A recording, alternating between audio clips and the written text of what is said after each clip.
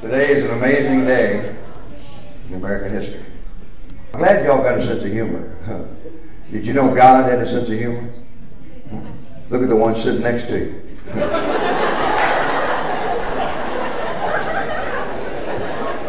Trick or treat. Boy, look at that. You think I look bad? They say beauty is skin deep, but ugly goes to the bone. You know what I'm saying? But don't you ever judge somebody by their looks or their color, because some of the most beautiful people I ever met don't always come wrapped in the best package. Yeah, thank you very much. That's all right. Now you're just glad to get out of class, right? Yeah, I got you figured out real fast here. And the seniors in the house. Where are you, seniors? Hoorah! Got the $50 seats, right? You ought to be excited, brother. This is the last lap, the longest race in public education. 13 years, over 20,000 hours of school. It's amazing how fast time flies when you're unconscious. Well, I ought to know. We got the junior high in here. We got the middle school in the back. I'm so glad, man. I spent the best 3 years of my life in the 7th grade.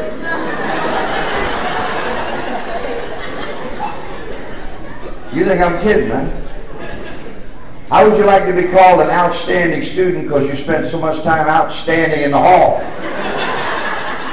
To me, teachers. By the way, let me get a couple things out of the way. I want to make it clear, I'm here without any cost to your school. I've been doing this longer than some of your parents have been alive, maybe. Because that's the only way I can say thank you to all of those who gave their life. So the only thing I'm going to ask in the next few minutes, and I know it's difficult because this is a relaxed environment and you've been sitting all day, and so I'm going to ask you to do the best you can not to talk or distract somebody else, because I've come a long way to get here. And I've been around this world more than once. And I'm going to try to tell you something that I wish someone would have said to me when I was your age. I just hope you listen better. What does a flag mean to you?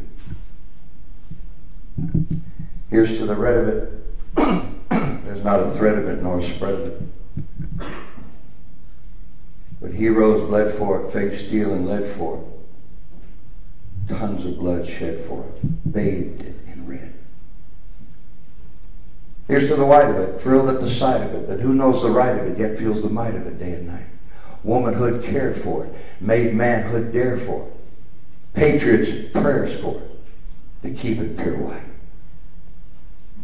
Now here's to the blue of it, the beauteous view of it, the heavenly hue of it, the star-spangled dew of it, constant and true. Diadems gleam for it, states stand supreme for it, liberty beams for it, and brightens the blue. Here's to the whole of it, the star-stripe and pole of it, the body and soul of it, and all the roll of it, sun shining through, hearts in accord for it, swear by the sword for it, and I'm thanking my Lord for it, the red, white, and blue. By the way, what do you say?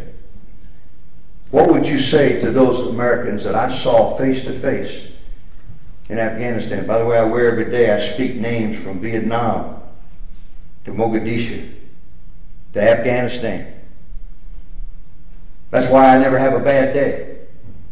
Because all I have to do is remember just a little bit of what these Americans suffered and what their families lost. And that gives me the ability to say, I will never have a bad day. I will never take for granted what this stands for. I will never turn my back on the things that made this country great. I love when we were over there with those wonderful troops in the middle of the summer. I had a whole new appreciation for what it means to be really hot. They live with it every day. And I looked at many of them and said things like, remember me, America, I was once your son. I fought and died at Valley Forge with General Washington. I was there at Gettysburg on a tragic, tragic day when brother fought brother, the blue against the gray. I was with Teddy Roosevelt, a charge called San Juan Hill. Some came back to fight again, but I just lay there still. On D-Day, June 6, 1944, we stormed the beaches of Normandy. We fought uphill every inch of the way. We routed the Germans and pushed them back, but look at the price we had to pay. I heard the SEALs say one night in Korea, we can take it, I know we will, so I died again in a place they named Pork Chop Hill. Vietnam, Vietnam, when will we ever learn? I'm one of many thousands who never did return. I left my town, my wife, my kids, my home so dear and warm, and died again in a Scud attack in a place called Desert Storm. And now my blood's all over Afghanistan, and I'm dying every day in Iraq. And I wonder how many Americans care if I ever make it back. But in my eternity, my thoughts will go to thee. You see, I won't forget you, America. But America, please don't forget me. I thank your school for what I saw on the screen. I thank you for who put that together. I hope you realize that everything you have is because of the sacrifice of millions who trod the tragic path of an unknown fame that led to a stark white cross on a lonely grave, and on their tortured, dying lips, with a death gurgle still in their throat, they prayed that somebody somewhere would stand up and tell you they gave up every one of their tomorrows for you today. What are you doing with it? But you want to know what's wrong with this country? It took me a long time to figure it out. Right here. This is what's wrong with this country. You know why I say that? I've learned what most people never learn. You can't change people. You can't fix them. You can't even please people. Did you hear me? You can't please people. You can serve them. You can defend them. You can support them. You can teach them. But you can't change them. Sitting here today until they face bitterness and anger, and fear and guilt and self-pity or revenge. Don't you realize that's the poison that is going to kill you? You become part of the problem instead of part of the answer. I remember that school in Ohio years ago, about 2,200 students sat as thoughtful as most of you, and when I was through, this teacher walked up and shook my hand. He said, "Man, I'm glad you said those things." He said, "We don't hear that anymore. Thanks for coming to my school." He turned as if to go to class, and he looked back and asked me, he said, "You got time? I'd like to show you why I'm a teacher." I'll never forget that day. Because I went to his classroom, and there was a bulletin board in the corner. And on the bulletin board were the pictures of everybody in his life that he loved and admired and looked up to. He had the words, "My Hall of Fame," at the top. As I walked over there, he said, "I keep this in my classroom because, see, if it hadn't been for these people, I wouldn't even know what day it was." He said, "Let me show you a few of my heroes. See that man in uniform? That was my granddaddy who died with Patton's Third Army in a place called Bastogne in World War II. Showed me a picture of another gentleman in the Army uniform who died in a foxhole in Korea. And he said, if it hadn't been for my uncle that night, every guy in that hole would have been dead. My uncle was the one who saw the enemy grenade in time to grab it and fall on it to save his buddies by sacrificing himself." He said, "See that little lady there? We didn't like her. She was the toughest teacher in our high school. She made you learn when you didn't want to. We never appreciated her." He said, "This big man was our football coach, and he said, football is a game, but those who never quit here never lose." You want to know what I was looking at? His soul. You want to know in life ultimately what you're going to become? A conglomerate of everybody you look up to and admire. If I could visit your home, if I could see the pictures in your room, I could almost predict your future. If I could see the friends that you hang out with, I could almost tell you your friends are a picture of your future. You hang out with what you are. You ever notice cowards never hang out with those who have courage. Slaves stay away from free people. Light and dark never hang out. You're a picture of the future. And on that bulletin board, I remember seeing all those faces, and I found a picture of the teacher. He was standing with a handful of guys, and they had on green berets and jungle fatigues in Vietnam. And I noticed as I focused that he had deliberately circled some of the faces in that picture, and I pointed down and I said, "Tell me about these guys." And the look that came over his face as he kind of stood there and stared and said, "They were my buddies who came home in a box. I look at them every morning before the students get here. It's my gut check." He said, "Because if I don't keep them alive, then what in the world am I doing here?" Are you motivated? You have an attitude? Let me take the word America. A, attitude. You're not what you think you are what you think. Girls, do you realize the beauty, the real beauty of your life has nothing to do with what you put on for your face and your clothes, all the rest. It has to do with your soul and your mind and your real heart. And girls, you better get smart enough to learn that. Because in this world today, the average male does not understand why we refer to America in the feminine. Why we say we love her. I'll tell you why. Because the women are always the future. In a nation where truth reigns and honor is respected, the women are always blessed. Why? They hold within themselves the future of your country. They're the ones you serve. They're the ones you die for. You say, well, you must be a male chauvinist. Well, you ain't going to change me. Of course, I've been married almost 40 years to the greatest woman I ever met. So I can take whatever you think of me. I'll never be as great as the woman I married. But every real man understands that. Because that's what love is. Love starts with respect. It starts with an attitude of gratitude. M, motivation. Why do you do what you do?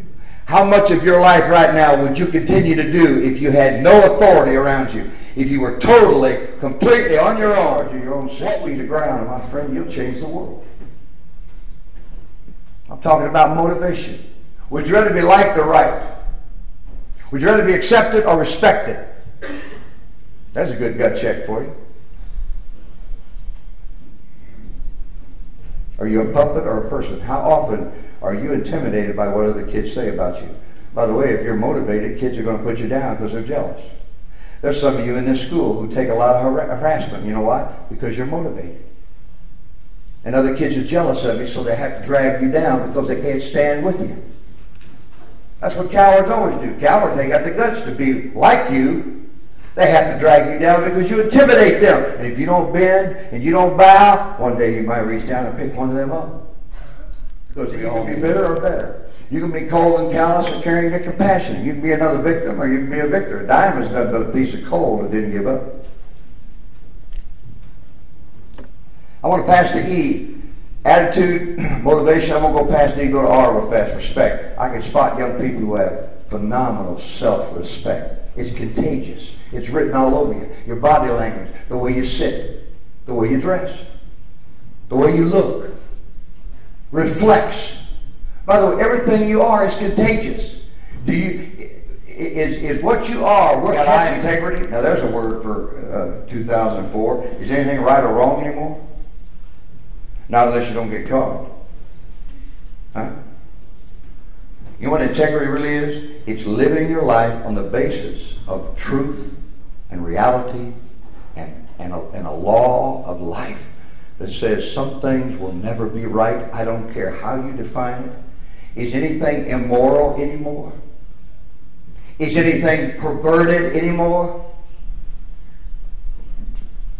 I hear people tell me, well, that you got your truth, I got my truth. Oh, really? So in other words, if we don't agree, it's okay. There is no truth. Try that in basketball. Try getting a team to come in here and move the free throw line. Yeah, that thing's too far away. We're going to move it up on our side. And we're going to bring in a Kmart basket because that sucker there, our guys are not as big as yours, so we're going to drag that sucker down there and be a Michael Jordan. And by the way, we're going to bring in our own referees. They may look like referees, but they're lawyers. We're going to beat you every time we play because we're going to change the rules. You say, well, wait a minute. The lines don't move. The rules are the same. Then why do we live in a society that says it doesn't matter what you believe? Listen, everything comes down to C is courage. You got a backbone or a wishbone? How do you stand against peer pressure? How do you stand when you're ridiculed? How do you stand your ground when you know you're right? Do you bend? Shakespeare said years ago, cowards die many times, but the brave only one. You know what courage is? It's conviction. It's not the opinions you hold, it's convictions that hold you. Back in Alabama, there's a young girl named Jeannie Wilson who's a 3-time world, 7-time national gold medal weightlifting champion. And I love talking about her because she competes from a wheelchair. She was born with a disease called spina bifida.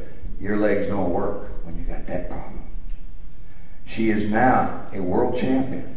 And a few years ago called me at night with her bad voice and said, I was elected wheelchair athlete of the year. And she's never walked in her life. But you know what I love about her courage? Every time she competes, she wears a sweatshirt because she wants everybody to know my strength ain't got nothing to do with my broken body. It's got to do with what I really believe, because on her sweatshirt is her favorite promise.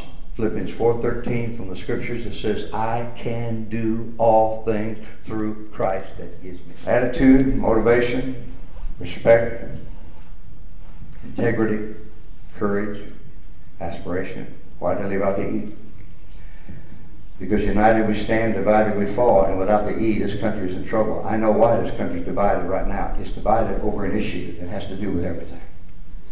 The word I'm going to give you doesn't communicate because the word means enthusiasm. But what is enthusiasm? A pep rally? Emotionalism? Getting up for a game? Listen to me. In life, you don't get up for a game. You stay up for life. The word comes from the root word in theos. And I'm amazed that we still write on our money, in theos we trust. See, enthusiasm is God living in your life. I'm not talking religion. I saw religion years ago where they put down my little friend.